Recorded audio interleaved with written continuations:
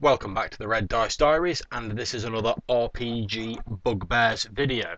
Now, in this Bugbear, I'm going to be talking about one of the things that really does annoy me in sessions, and that's people who don't pay attention or engage in other non-game related activity during a game. Now, I'm not referring to people who are naturally shy or more introverted. I have no problems with that whatsoever. If you're paying attention to the game, but you prefer to sit back or you're a bit quieter, then I'm absolutely fine with that as long as you're enjoying yourself. I might try and throw some plot your way or check that you're happy with your more subdued role in the game. If not, then I'll try and help you resolve that and bring you into the game a little bit more.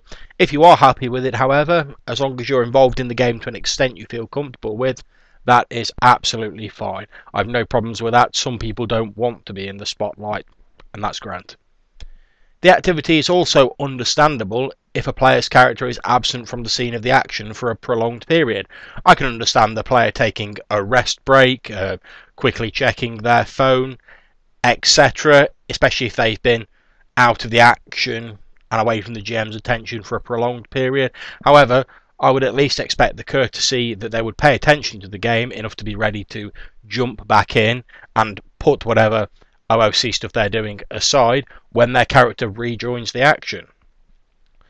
I've often found that this sort of behaviour, this wandering away from the game or engaging in OOC activities, causes delays and disruptions when the GM inevitably has to repeat scene descriptions or dialogue because the player in question hasn't been listening or paying attention. These players seldom ever really seem to fully engage with the session from my experience, or contribute anything meaningful beyond occasionally making an attack roll or something similar. Most of all, I just find it incredibly rude and disrespectful to those players who are paying attention and contributing to the game, as well as the storyteller or GM who has probably put a lot of effort into preparing the session. It also, as I said earlier, delays everyone else's enjoyment when things have to be gone over again and again due to the player who wasn't listening.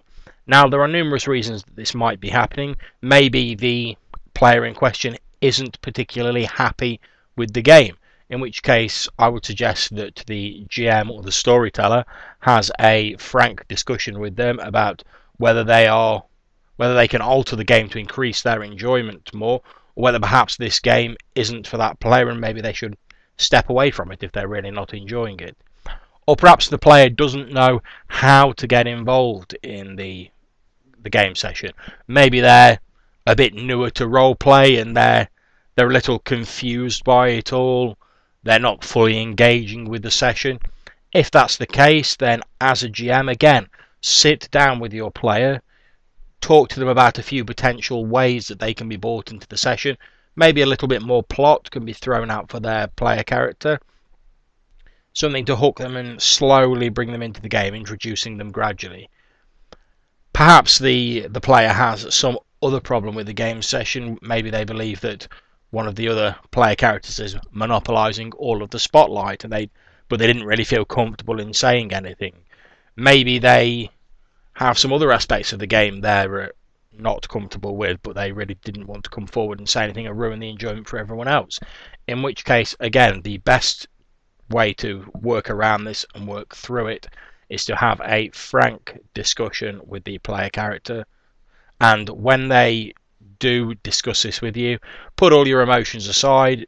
Even if you may be annoyed with them for not participating fully in previous sessions, set that aside, address their queries, their concerns in an impartial manner, and hopefully, if you can resolve what is causing them to step back from the game a bit, to divorce themselves a little bit from the setting and from the group activity, then perhaps you can bring them back in, and this will engross them more, and you will see this OOC bleed melt away. Now, that may not be the case. Perhaps if they're really not enjoying the game, as I've said, it might be time for them to step away from the game. However, I would rather a player say to me personally, oh, this game isn't to my particular taste, I'm going to bow out of it, than remain out of some sense of obligation and disrupt or slow down the game for those players who are enjoying it. But you never know, by having this frank discussion, and I would always say that discussion is the first step when trying to resolve any problem in an RPG, you may actually end up with a better game that you can go forward. So that's another one of my RPG bugbears, people who don't pay attention or engage in other non-game related activity during an RPG session. I hope you've enjoyed this video and found it useful. If you have any comments, please hit them up in the comments box or on the Google Plus links. I hope if you've enjoyed this video, you'll click on like and consider subscribing to this channel. And until I see you next time, thank you very much for watching and listening.